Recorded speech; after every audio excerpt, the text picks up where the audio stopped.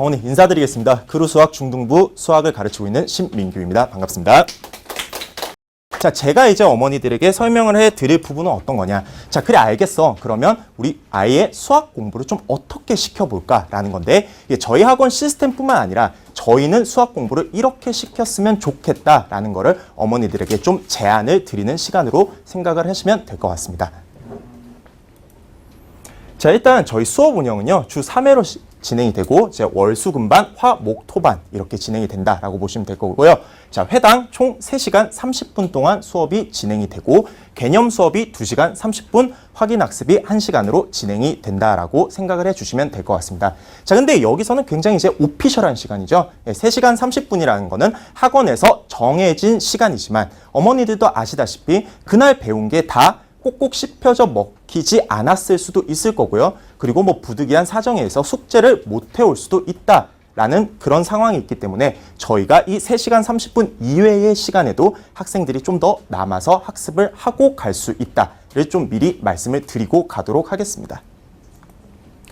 자, 그리고 이제 개념 수업에 대해서 얘기를 할 텐데, 저희 학원에서도 이렇게 하지만 자녀분들 공부를 시킬 때에도 좀 이런 방식으로 공부를 시키는 게 어떨까 저희가 좀 제안을 드리고 싶은데요.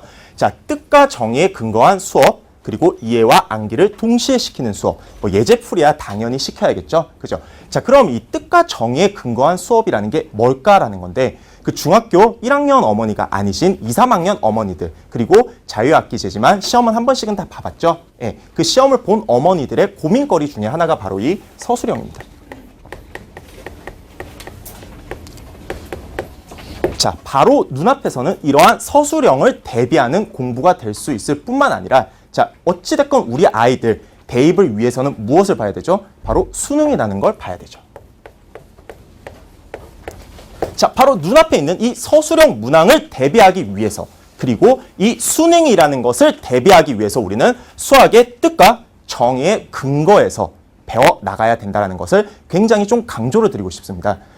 저희가 물론 내신 때도 이제 유형 대비해서 유형별 문제들을 아이에게 굉장히 좀 많이 풀리면서 트레이닝을 시키는데, 자, 어머니들도 아실 거예요. 최근에 수능이 좀 쉬워지긴 했지만 항상 그 변별력이라는 걸 가지기 위해서 30번 문항 같은 경우에는 학생들이 보지 못했던 신유형들이 나오게 마련이죠. 네, 근데 그러한 우리 수능에서 볼 때 신유형, 아이들이 이때까지 문제집에서도 보지 못했고, 뭐 EBS 강의나 연계율이 굉장히 높아졌지만 보지 못했던 문제를 어떻게 풀어야 할까?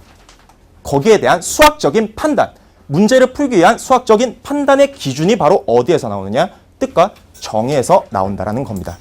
간단히 서술형을 예를 들어 보겠습니다. 우리 중학교 1학년 학생들 처음에 수학에서 무너지는 파트가 바로 함수 부분이죠. 네, 그래 놓고 제가 한번 간단하게 적어 보겠습니다.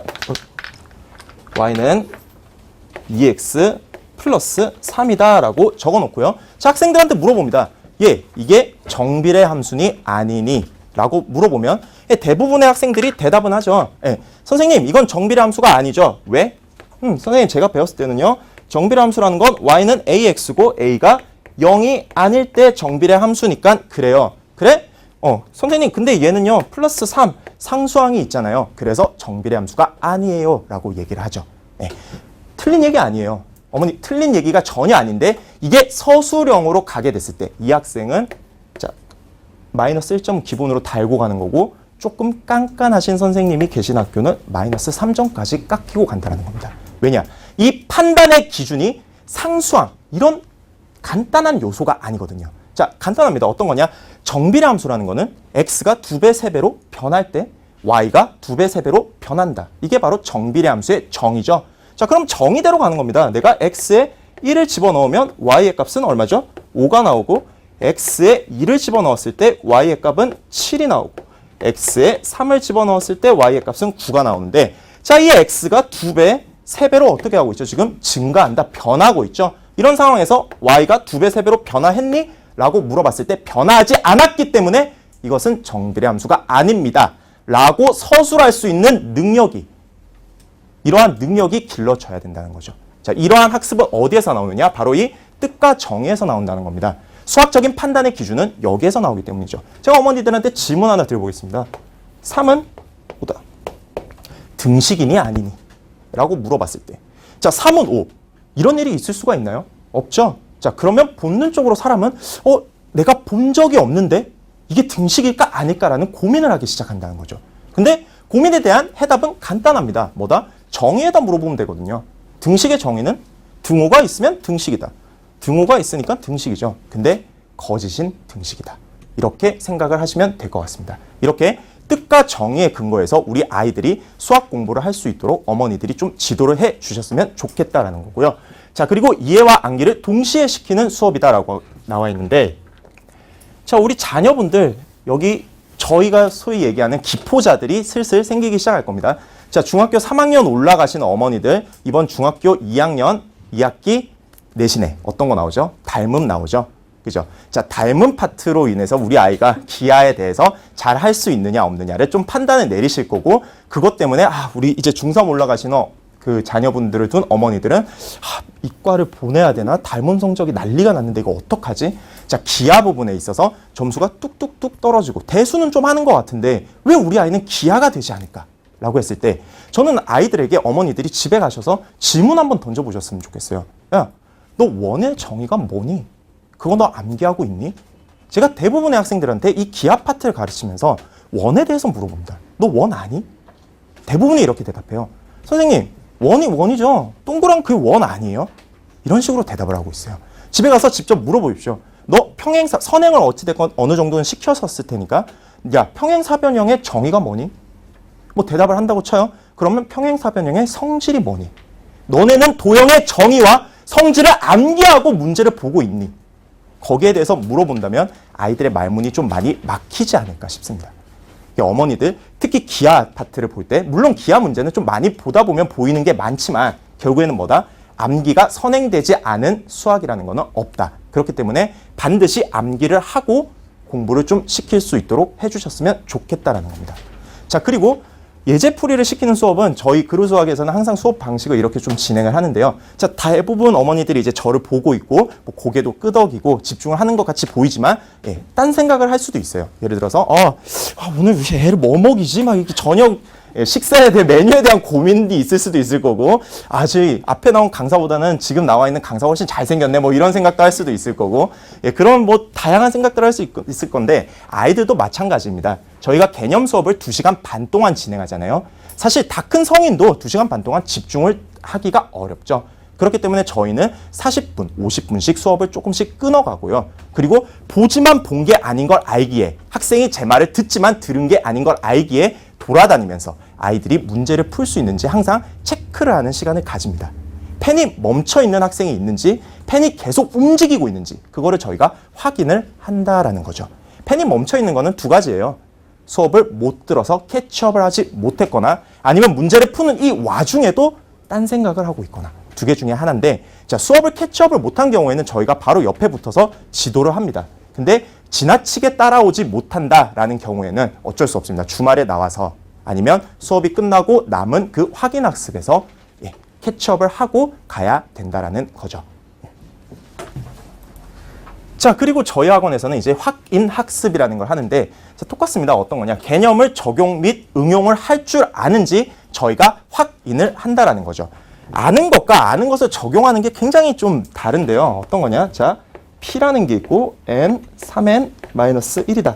자, 이런 수학 문제를 하나 던질 건데 초등학교가 아니죠. 중학교 1학년 때 우리가 무엇에 대해서 배우느냐? 소수의 정의에 대해서 배웁니다. 자, 소수라는 거는 1과 자기 자신만을 약수로 가지는 그러한 수를 우리가 소수라고 하죠. 자, 그래놓고 문제를 하나 냅니다. 어떻게 되느냐? 야, P는 소수고 N은 자연수야. 이랬을 때 P의 값과 N의 값이 무엇이니? 라고 물어보면 우리 학생들은 소수의 정의에 대해서 배웠음에도 불구하고 적용을 시키지 못해요.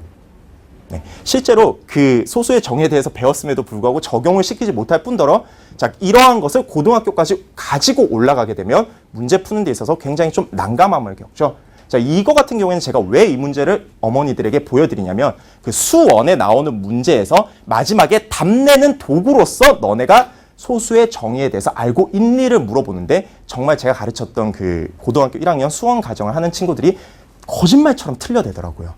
결국에는 중학교에 그 내공이 쌓이지 않았을 뿐더러 그 내공이 쌓였다 한들 그거를 적용을 시켜서 문제를 풀 수가 없었다라는 거죠.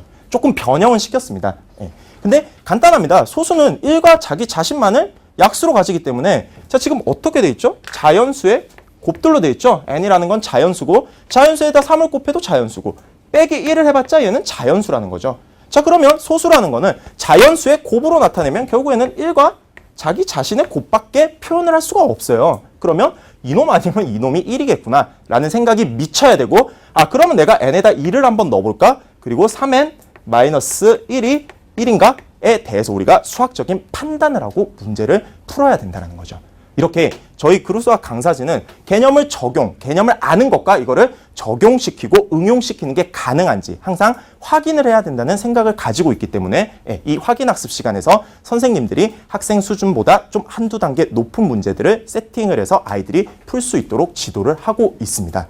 자 그리고 저희 확인학습 하게 되면 오답문항이 발생하는데 오답문항은 당연히 당일 완료를 원칙으로 하는 거고요. 그리고 확인학습지는 저희가 별도로 보관 관리를 하고 있고 개인별 오답 관리까지 하고 있는데 자 어머니들한테 제가 좀 제안을 드리는 건데요. 그 대부분의 학생 특히 남학생 자녀를 둔 그 어머니들 저도 그랬기 때문에 자 우리 학생들 아직 중학교 1학년 정도까지라면 어머니가 가방을 열어보는 거를 허용을 하죠? 안 하나요? 중학교 한 2, 3학년 정도 되면 절대 이제 돈 터치, 내 물건에 손대지 말라 그러고 중학교 2학년 여자애들 난리도 아니에요. 조금 떠들어서 떠들지 마라고 하면 그때부터 딱 건드리지 약간 못하는 그 단계가 있는데 아직까지는 중학교 1학년 정도 뭐 건드릴 수 있겠다. 가방 열어보면 특히 남학생들 자 학원에서 나눠준 프린트라고 해요. 그러면 어떻게 돼 있느냐? 자, 이렇게 돼 있죠. 네. 기본에 이 정도는 기본이고 너 선생님이 저번에 준 그 프린터 어디 갔니 하면 집에 알고 있습니다. 제 프린터 수북하게 쌓여있죠. 그죠? 거기서 찾다가 못 찾아요. 네. 이런 것까지도 저희는 사실 고민을 하면서 어떻게 이런 걸 그러면 관리를 해야 될까라는 고민을 좀 많이 해봤습니다. 근데 저희가 오답 노트를 줘봤어요. 아이들 오답 노트 열심히 씁니다. 남학생들 오답 노트 쓰고 일주일 뒤에 딱 학원에 와서 제가 오답 노트 잃어버렸어요. 한 권 더 주세요. 잃어버린 게 아니에요. 집에 있거든요. 그래서 저희 어떤 학생 집에 가면 토모서 오답 노트만 10권 쌓아놓고 번갈아가면서 갖고 오고 그리고 또 오답 노트를 그렇게 또 아이들이 썼다라고 해요. 근데 그거를 다시 볼까요? 안 보죠. 그럼 왜 할까요? 오답 노트 왜 하나? 아니 틀렸던 문항을 다시 보는 건 너무나 중요한 거 알잖아요. 근데 오답 노트는 잃어버려요. 그리고 다시 보지도 않죠. 그럼 어떻게 이걸 관리해야 될까? 저희는 그냥 오답 노트 처음에는 나눠주다가 이거는 정말 잃어버리기도 부지기수고 안 되겠다 싶어서 그냥 오답 노트에 대한 그 최고의 오답 노트 노트를 저희가 하나 만들어가지고 그냥 프린트로 주고 있습니다. 틀린 문항을 당일에 좀 바로 볼 수 있도록 하고요. 그리고 저희는 확인학습지 아이들이 딱 이 상태로 들고 간다는 걸 알기 때문에 별도로 바인더에서 보관 관리를 해주고 있습니다. 과정이 끝날 때까지요. 그러면 이런 식으로 학생들이 자기가 틀렸던 문항에 대해서 적어가면서 확인학습지를 보관 관리까지 하겠죠. 그리고 과정이 끝날 때 아이들에게 나눠주는데 자 뻔합니다. 그러면 이렇게 관리한다고 해서 애들이 이걸 실제로 볼까? 라는 고민이 아직까지 있으시겠죠. 그렇기 때문에 저희가 어떤 식으로 관리를 하냐면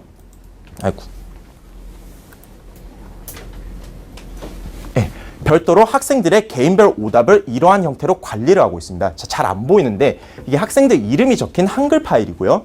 자, 한글 파일이고 확인학습 시간에 틀렸던 문제를 저희가 별도로 날짜별로 문제를 저장하고 보관하고 있습니다. 이렇게 어느 정도 이 문제에 대한 히스토리가 쌓였을 때 저희가 이걸 아이들한테 다시 던져주는 거죠. 너가 틀렸던 문제니까 다시 풀어봐.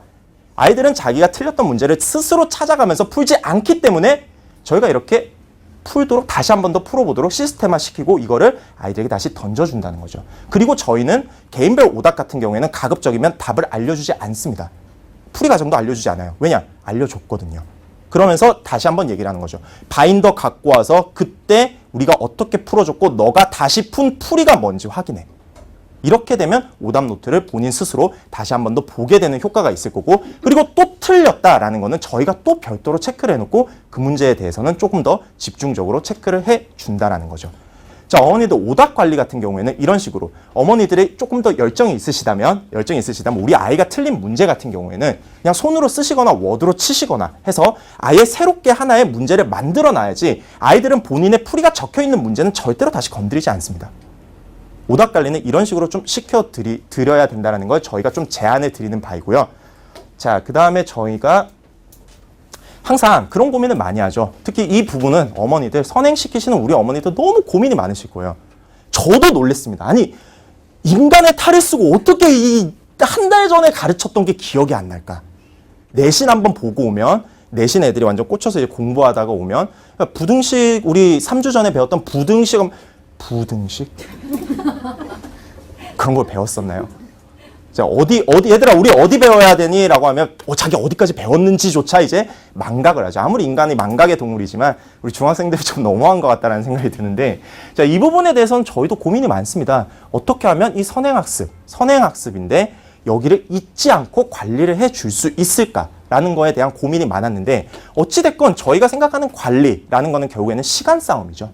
시간은 우리가 학생들에게 시간을 투자하고 그들이 수학에게 시간을 투자해야만 이게 잊지 않고 관리가 된다라고 생각을 하고 있기 때문에 저희 같은 경우에는 이제 학생들이 조금 일찍 끝나는 날에는 그냥 학원에 의무적으로 나올 수 있도록 그 스케줄링을 짜고 있습니다. 그래서 가급적이면 배웠던 거를 잊지 않도록 좀 알려주는 식으로 진행을 하고 있다라고 말씀드리고 싶습니다.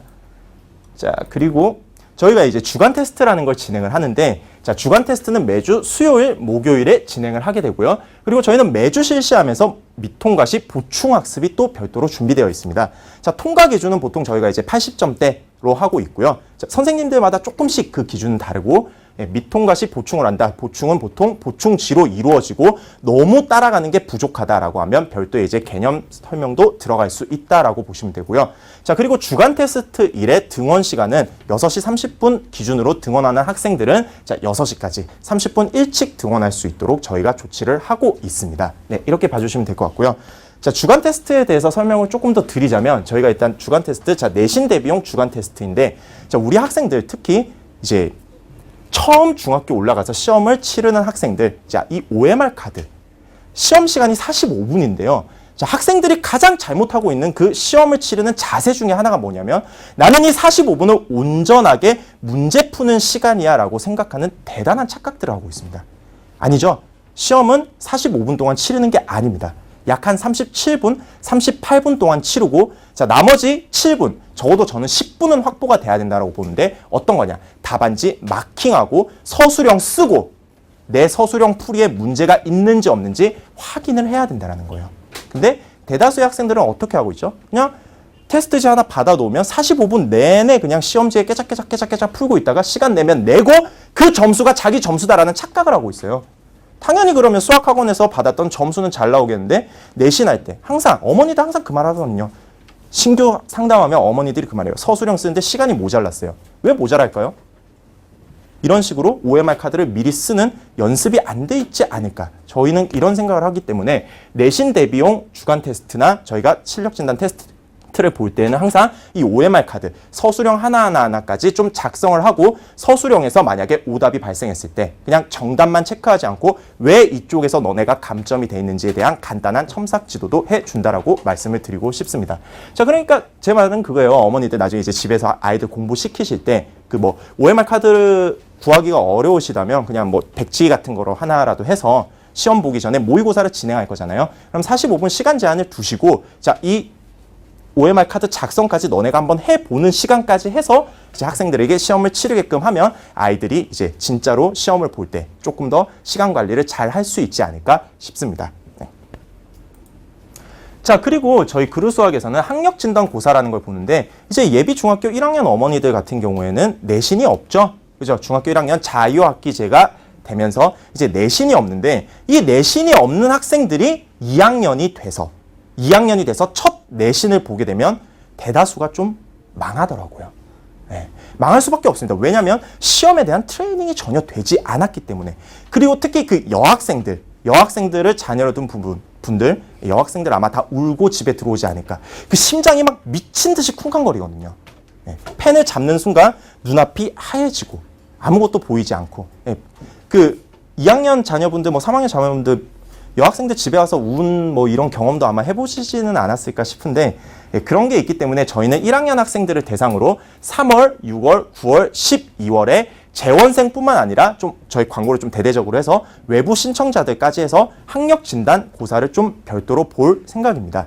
이렇게 해서 아이들에게 자, 시험을 보는 트레이닝, 2학년 올라가서 내신에서 너네가 첫 시험을 볼 때 망치지 않도록 이렇게 정규 시험을 보는 월별로 맞춰가지고 저희가 학력 진단 고사를 본다라고 말씀을 좀 드리고 싶고요. 자, 그리고 2, 3학년 대상으로 내신 대비 기간에도 학력 진단 고사가 들어갑니다. 재원생들 대상인데, 자, 저희가 했던 고민 중에 하나가 이런 고민이 있어요. 수학을 그렇게 잘하지는 못하는 친구였는데, 어떤 중학교라고 말씀드리지 않겠습니다. 근데 조금 시험 문제가 굉장히 이제 수준이 로우한 중학교들이 있죠. 예, 수학 시험 수준이 로우한 중학교들이 있는데 거기에서 자기는 항상 95점, 100점 정도 맞는다고 어깨에 이렇게 뽕이 잔뜩 들어갔어요. 인격이 이렇게 잔뜩 들어가가지고 자기가 수학을 좀 잘한다라고 생각을 하더라고요. 근데 맞아요. 뭐 학교 시험 95점, 100점 맞으면 수학 잘하는 거 맞죠. 근데 그게 우물한 개구리식의 생각이 되지 않을까. 저희는 항상 그 부분이 고민이 되더라고요. 자, 물론 어머니 항상 상담 전화도 이렇게 합니다. 어머니 애가 잘하는데 점수는 잘 나오는데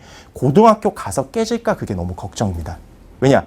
학교 성적이 쉽고 학교에서 가르치는 게 쉽고 성적 얻기가 조금 용이하다면 아이들이 딱 거기에 맞춰서 공부하거든요. 우리 아이들 믿지 마세요. 저희는 기본적으로 이제 불신을 기반으로 가는데 딱 거기에 맞춰서 공부를 하지 거기보다 더하진 않습니다.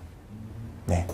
저희는 그렇게 생각을 하기 때문에 재원생들 대상으로 내신 기간에는 2학년, 3학년 전체적으로 실력 진단 테스트를 하게끔 해주고 전체적으로 아예 석차를 내버립니다. 그러면 본인들이 느껴지는 게 있거든요. 나 학교 이상하다. 내 반에서 다 수학 95점 100점이었는데 토모 수학에서만 시험을 봤다 하면 중위권 밑이다. 그럼 아이들도 느끼는 게 생기는 거죠. 그리고 저희도 어머니들에게 좀 더 구체적으로 수학에 대한 컨설팅을 해줄 수 있다는 겁니다. 중학교 성적이 그게 다가 아니다라는 게 당연한 거니까요. 결국에 저희가 중학교 때 선행시키고 공부하고 하는 이유가 내신 준비하고 하는 게 고등학교 올라가서 내신 잘 받게끔 관리시켜주고 그리고 좋은 대학 보내기 위해 그 목적이 있는 거니까. 본인의 수준을 좀 더 명확하게 알고 거기에 맞춰서 공부할 수 있도록 저희가 학력진단고사를 2, 3학년 학년 재원생 전체 대상으로 한다라는 걸 좀 말씀을 드리고 싶습니다.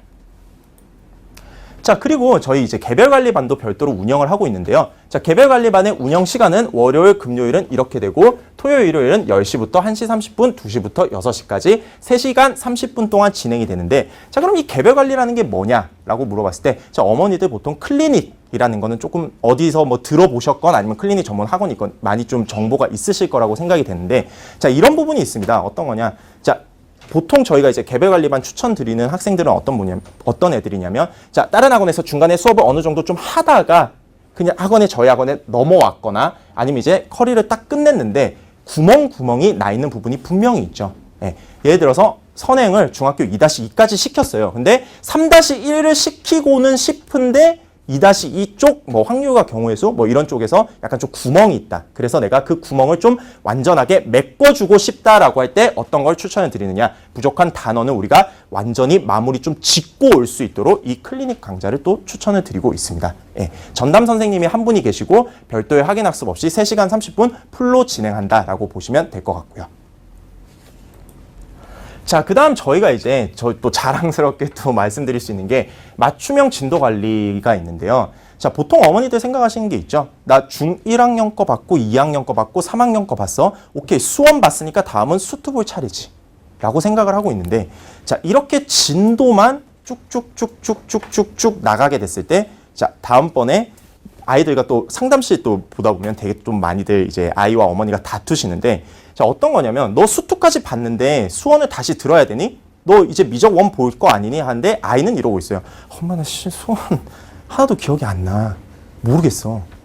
그럼 엄마 이제 화가 나죠. 그죠? 열심히 이게 돈 들여가지고 가르쳐 놨는데 왜 이놈 새끼는 하면서 이제 약간 뒷목도 잡으시고 막 많이들 다투시고 하는데 자, 저희 생각은 그렇습니다. 과연 애가 수원을 배웠으니까 이제 수투로 넘어가야 될 것이냐라고 얘기를 했을 때 자, 학생에 맞게끔 이 진도에 세팅이 되어야 되지 않을까라는 생각을 합니다.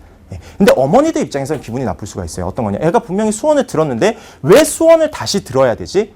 라고 생각을 하실 수도 있겠지만 아이가 이 한 과정에 대해서 충분히 충분히 이 리마인딩이 되지 않았을 때 저희가 향후 진도는 절대 추천을 드리지가 않습니다. 그리고 저희는 이제 재원생이라도 진도 넘어갈 때 테스트를 보게끔 하고 있어요.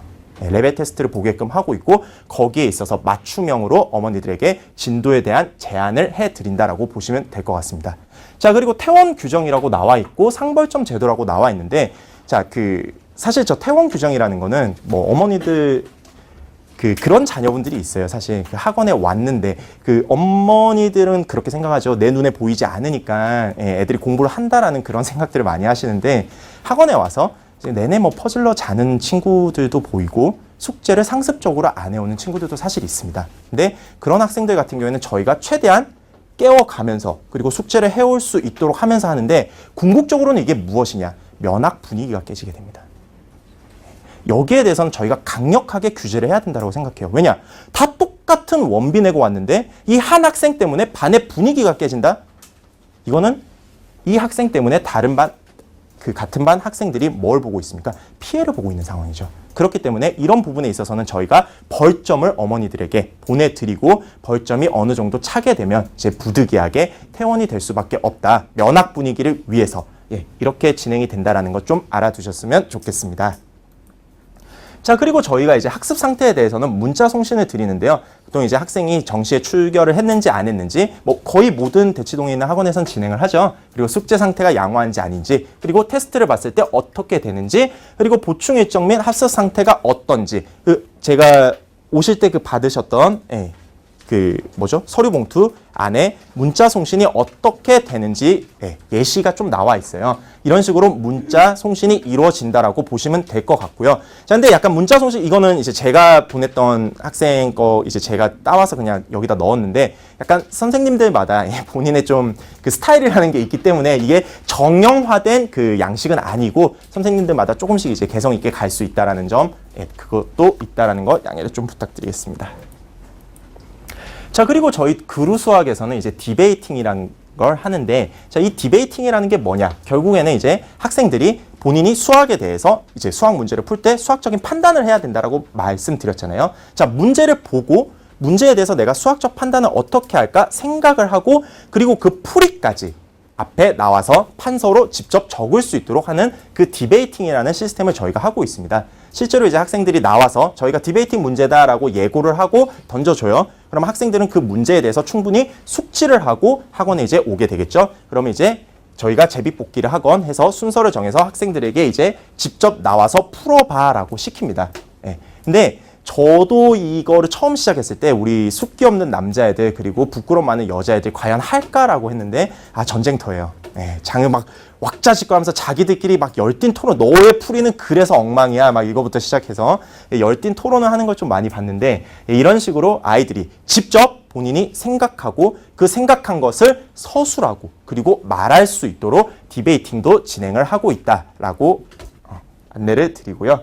자, 그 다음에 어머니들이 이제 자주 좀 하시는 질문들에 대해서 제가 좀 정리를 해봤어요.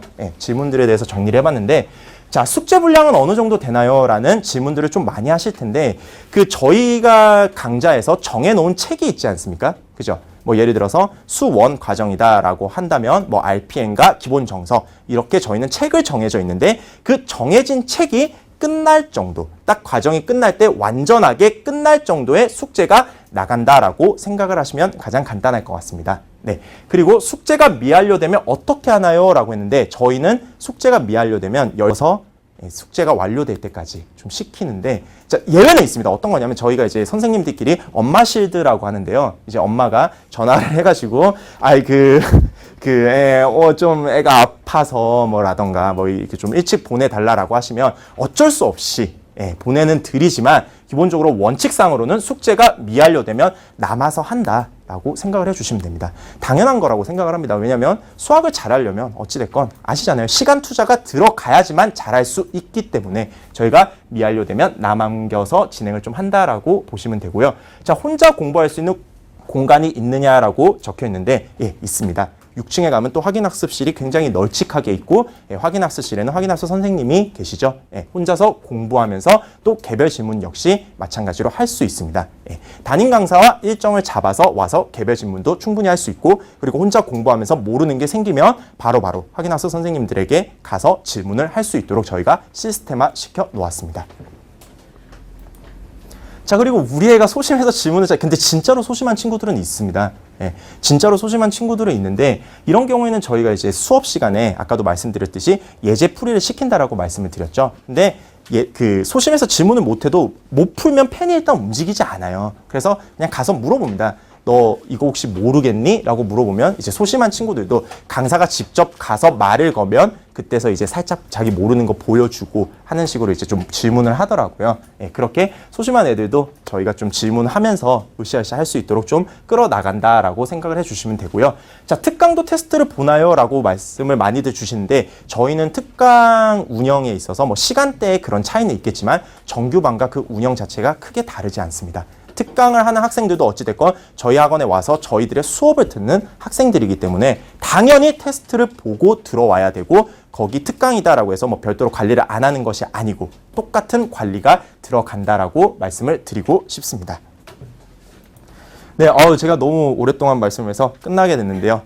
그 마지막으로 이제 한 가지만 말씀드리자면 어떤 거냐면 보통 이제 설명회를 오게 되면 원장님이 얘기를 하잖아요. 그죠? 근데 저희는 이제 강사가 이제 설명회를 하게 됐는데 저희 생각은 그렇습니다. 보통 제가 저번 설명회 때도 한번 봤었는데 그 원장님이 이렇게 설명회를 하게 되면 엄마들이 그런 질문을 하더라고요. 근데 그거는 원장님 생각이지 학원의 진짜 시스템인가요? 운영이 그렇게 안 되고 있으면 어떡하죠? 라는 질문도 하던데 저희는 강사들이 설명을 하죠. 그죠? 저희가 직접 하고 있고 직접 시키고 있는 것들을 어머니들에게 진솔성 있게 전달을 해줬다라고 생각을 하고 있습니다. 감사합니다. 이제 원장님한테 바톤을 넘기도록 하겠습니다. 네, 뭐 제가 막판에 할 얘기를 이 친구가 다 해갔고요. 그러니까 이제 항상 이게 설명회 하면 어머님들이 원장만 와서 떠들고 제가 하면 더 웃기기는 해요. 근데 이제 죄송합니다. 일단 그 어머님들이 항상 원하셨던 게 이제 실제 강사들이 얘기하는 게 그러니까 상담받을 때 보면 상담받은 거랑 실제로 운영되는 거랑 어떤 관리적인 측면에서 차이가 많다.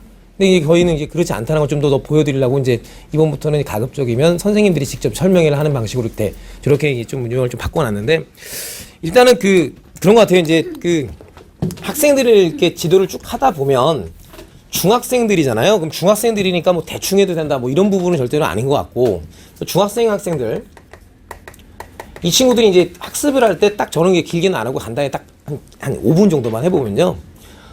이게 선행을 빨리 나가고 싶은 특히 요즘에 이과 가고 싶은 그런 생각들이 너무 많다 보니까 선행 하다 보니까 과정상 어머님들이 어느 쪽이 비어있는 경우가 되게 많냐면 3-2 과정이 학생들 입장에서는 비어있는 경우가 되게 많아요.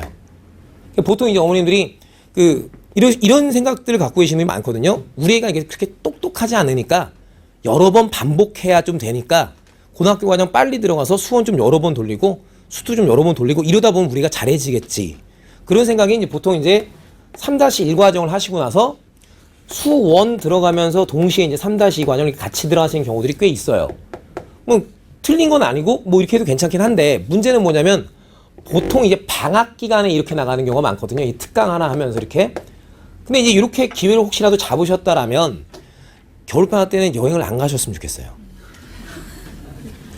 이게 제일 중요한 게 뭐냐면 이 여행 가시는 부분이 되게 큰데 이게 이제 계속 이제 여기를 아직 학생한테 이제 진행을 안 시켜보시면 잘 모르겠지만 수원하면 처음부터 되게 어렵다고도 얘기 되게 많이 하거든요. 그다음 이 뒤쪽에 가면 이제 한 15단원부터 19단원까지 전체 크게 이제 이름을 놓고 보면 거기 이름이 도형의 방정식이라는 파트예요. 근데 그 도형의 방정식이라는 파트는 싸그리 다 여기 있는 요 3-2에 나와 있는 내용. 그게 이제 어떤 일반적인 기하에 있는 내용들을 다 좌표 평면이라는 곳에다가 딱 실어 놓고 이 안에서 도형 문제 풀기 이거거든요. 근데 이제 보통들은 이제 여행 갔다 오시면 보통 이제 참 갑갑한 경우가 있어요. 한 열흘쯤 갔다 오는데 어떡하나요? 그럼 저희 보고 이제 보충해달라는 말씀인데 사실은 열흘 정도 여행 갔다 왔다. 뭐 일주일 동안 해갖고 한 3번 정도 빠졌다. 얘 3번 빠졌다. 그러면 이 친구는 죽었다 깨어나도 이거 못 따라간다고 보시면 됩니다. 경험상. 보충 어떻게 하면 되겠지? 애가 천재면 가능해요. 근데 그러지 않고 처음 배우는 과정 2개의 6개의 수업을 여행 갔다 와서 하겠다. 그건 거의 잘 안 됐다라고 보셔도 되고, 혹시 여행 계획이 그렇게 장기간 좀 있으신 분들이라면 그냥 3-2만 시키세요. 그래야지 이게 여기가 어느 정도 충분하게 연습되지 않은 상태에서 수원 들어왔을 때 도형의 방정 10편 들어가면 애들 다 난리가 납니다. 그래도 이제 이과 가야 되는데 뭐 선행을 뭐 개인적으로 뭐 이렇게 선행 안 해도 이과 가도 별 문제 없다고 생각하는 사람이긴 하지만, 선행 때문에 막 수원 끝났으니 이제 뭐 하자 이제 뭐 예를 들어 중학교 1학년 어머님들 마인드랑 중3 어머님들 마인드가 달라요. 중1 올라가는 어머님들은 이게 수원 했으니까 그래 수원 한번 또 보고 그 다음에 이거 가야지. 근데 늦었다고 생각하시는 어머님들은 중3 올라가는 어머님들이 예를 들어 지금 수원한다. 근데 애가 이과를 가야겠다. 아 급하니까 수원 끝났으니까 빨리 또 수투 가야지. 수투 끝났으니까 빨리 또 미적원 가야지. 이래버리면 애들이 잘 되어 있는 케이스를 거의 못 봐요. 그랬다 이제 어머님들이 수원 수투는 고일 거라고 생각해서 이제 무시하시고 애들이 이제 미적원 갑니다. 그럼 미적원 하면서 미적원이 어렵대요. 막 죽어라고 어렵대요. 그러면 그 친구는, 그러니까 어머님들이 보통 어떻게 시키냐면 미적원이 어렵대요. 그러면 수원 수투는 기본만 딱 끝내시고 바로 미적원 들어가셨는데 미적원 어렵다니까 미적원 심화를 시키세요. 근데 걔는 미적원 심화를 한 번 더 한다고 해서 미적원이 쉬워졌느냐? 절대 그렇지 않아요. 미적원은 그 전체적으로 공부를 하는 전 여러 가지 과정 중에 제일 쉬운 게 미적원이에요. 단 전제는 뭐냐면 수1이랑 수2에서 어려운 심화 문제 하나 필요 없어요. 어느 페이지를 펼쳐도 그 기본 정석의 기본 문제를 자연스럽게 딜레이 없이 풀 수 있을 정도만 되면 연습 문제 못 풀어도 괜찮아요.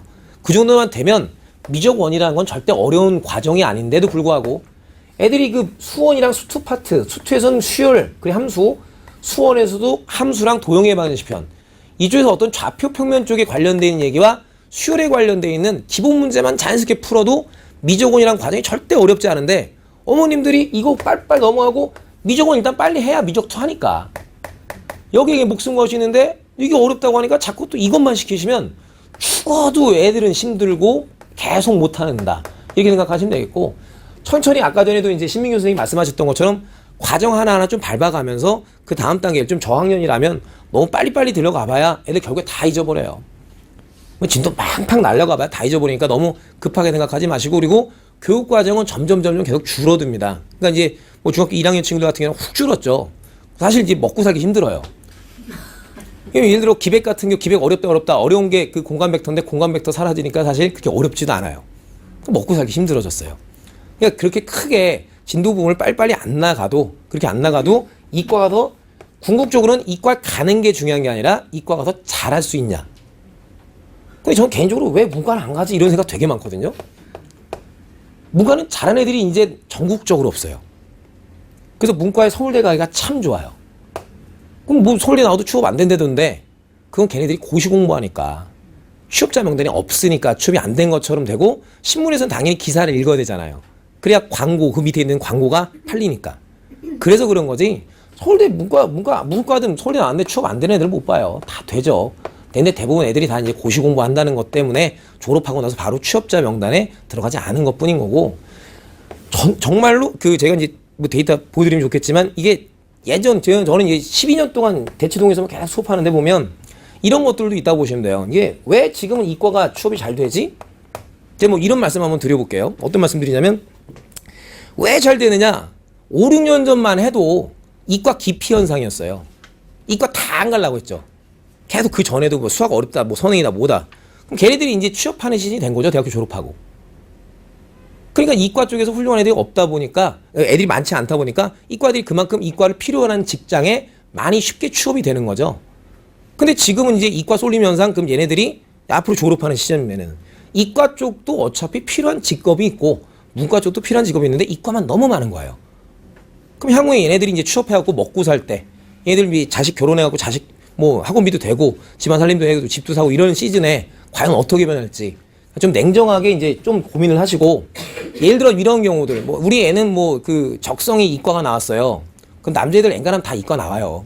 다 때려부시고 뭐 하니까 다 나오는데, 이게 명확하게 요거 딱 한 부분만 여쭤보시고 문이과를 결정 천천히 하셨으면 좋겠어요. 어떤 거냐면, 우리가 이제 이과 가겠대요. 자, 너 왜 갈래? 자기는 이제 자동차를 하고 싶대요. 오케이, 그래, 우리 애는 나중에 자동차를 하고 싶나 보다.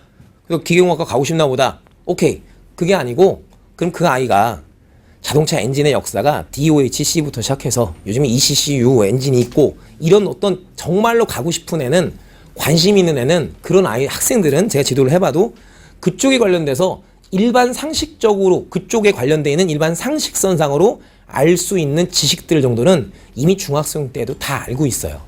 지가 정말 관심 있으면. 근데 그냥 피상적으로 난 자동차 하고 싶어요. 난 피상적으로 뭐 의사 뭐 다들 하고 싶죠 또 애들이. 근데 이건 뭐 어차피 대학을 못 가면 못 하는 거니까. 그러니까 정말로 정말 하고 싶은지는 그쪽에 관련돼 있는 기본적인 상식 같은 것들을 본인이 가지고 있는가. 다시 한번 여쭤보시고 너무 이과 쪽이 다 좋은 건 아니기 때문에 뭐 문과 쪽에 관련돼서도 어느 정도 좀 생각은 해주시는 게 너무 고민을 안 하실 수 있는. 그러니까 뭐 고민 없으신 분들도 있어요. 이미 우리의 길은 이과야 딱 고정. 우리의 길은 뭐 문과야 딱 고정. 뭐 이제 수학 못한다는 얘기겠죠. 근데 이제 딱 고정 너무 시켜놓지 마시고 아직은 이제 중학교 1, 2학년이라면 아직 좀 어린 단계이기 때문에 착실하게 한 과정 한 과정 좀 나가주시는 게 좀 더 아이들 학습하는데 좀 더 도움되지 않을까 그런 생각 듭니다.